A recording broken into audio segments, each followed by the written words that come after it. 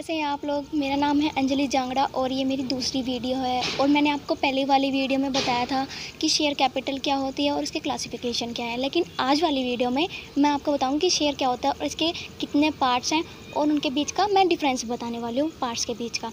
तो सबसे पहले मैं आपको शेयर का जनरल मीनिंग बता देती हूँ, लेकिन मैंने आपको पिछली वीडियो में भी बताया था कि शेयर क्या होता है। यहाँ पे भी मैं आपको जनरल मीनिंग बता देती हूँ कि शेयर क्या होता है। जब कंपनी अपने नॉमिनल कैपिटल को डिफरेंट यूनिट्स में बांट देती है तो उस हर एक यूनिट्स को क्या कहते हैं, शेयर। तो हम उसको क्या कहते हैं, शेयर। और इसी शेयर को क्या करते हैं, शेयर होल्डर खरीदता है तो वो क्या बन जाता है, कंपनी के मालिक बन जाते हैं। तभी कहते हैं शेयर होल्डर को कंपनी का ओनर कहते हैं।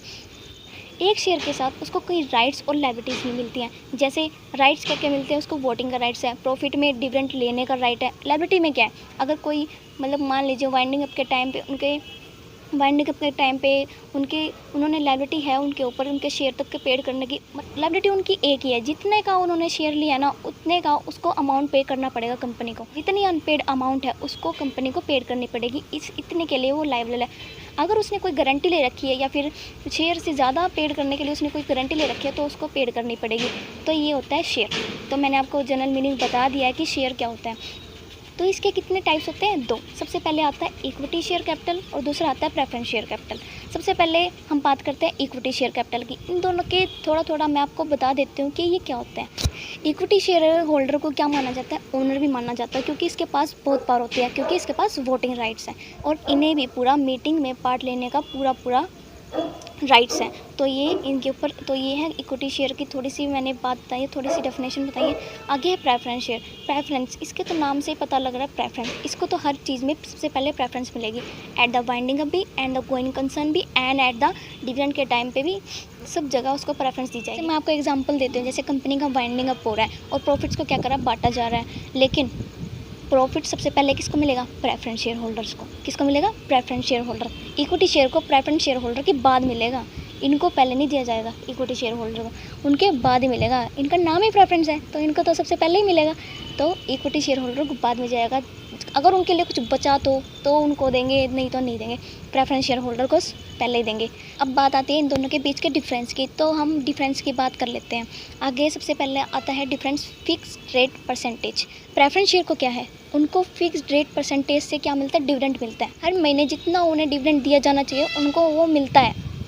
ये नहीं कि ये आगे पोस्टपोन कर देंगे या फिर इन्हें नहीं देंगे, इनको जरूर मिलेगा। और किसी को मिलो ना मिलो, क्योंकि इनका नाम ही प्रेफरेंस है तो इनको जरूर मिलेगा सबसे पहले।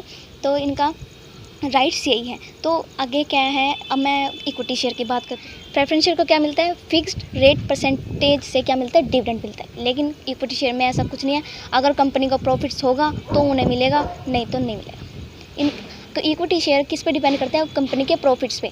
अगर कंपनी को प्रॉफिट्स होगा तभी उन्हें क्या मिलेगा, डिविडेंड मिलेगा।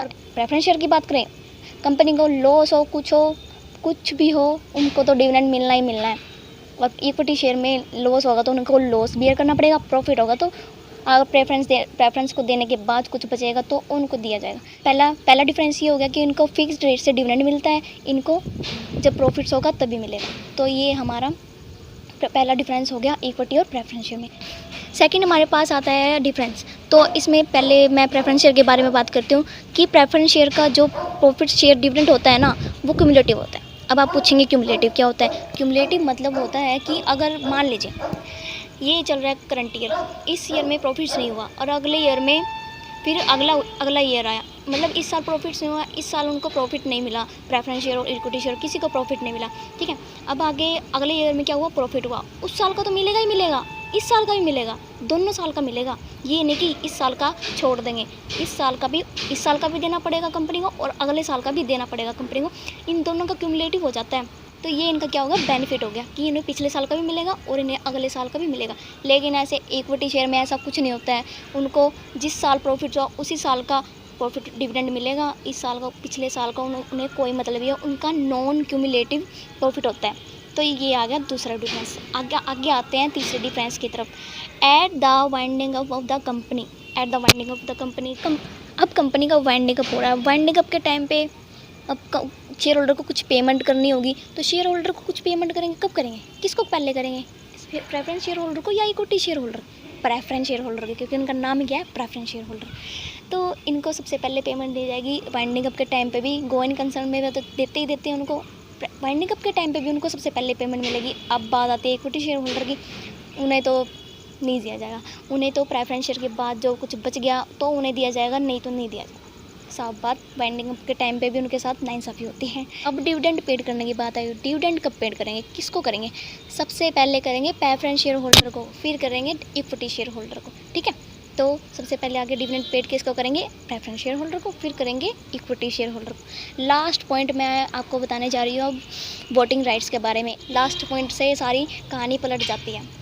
आप समझ रहे होगे प्रेफरेंस शेयर सबसे अच्छा, सबसे अच्छा, सबसे अच्छा। प्रेफरेंस शेयर सबसे अच्छा नहीं, दोनों इक्वली हैं। आपने सुना ही होगा, किसी के एडवांटेज होते हैं तो उसके डिसएडवांटेज भी होते हैं। तो इसका डिसएडवांटेज यही है कि प्रेफरेंस शेयर होल्डर के पास वोटिंग राइट्स नहीं है, लेकिन इक्विटी शेयर होल्डर के पास 100% वोटिंग राइट्स हैं। तो ज़्यादा पावरफुल कौन हुआ?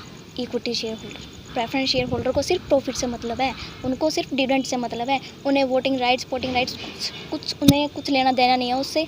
तो आगे बस यही बताया गया है इसमें वोटिंग राइट्स के बारे में कि प्रेफरेंस शेयर होल्डर को कोई राइट्स नहीं है वोटिंग करने का, और इक्विटी शेयर होल्डर को पूरा पूरा पूरा राइट्स है वोटिंग करने का। तो यही इसमें लास्ट मुद्दा है कि ये दोनों के बीच में डिफरेंस मैंने आपको बता दिया है।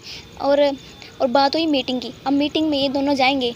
प्रेफरेंस शेयर मीटिंग में तो जा सकता है, डब्बा भी खा सकता है, कुछ भी कर सकता है, लेकिन वो वोट नहीं कर सकता। लेकिन इक्विटी शेयर पूरा वोटिंग राइट्स है उसको, वो वोट कर सकता है किसी भी मुद्दे पे, हर एक मुद्दे पे, ऑल मैटर्स पे he can vote, he and she can vote. तो ये आपको वीडियो कैसी लगी तो लाइक एंड सब्सक्राइब जरूर करना, प्लीज़ अप्रिशिएट मी। क्योंकि मैं पहली बार ही बना रही हूँ, ऐसे मैंने कभी बनाया नहीं है।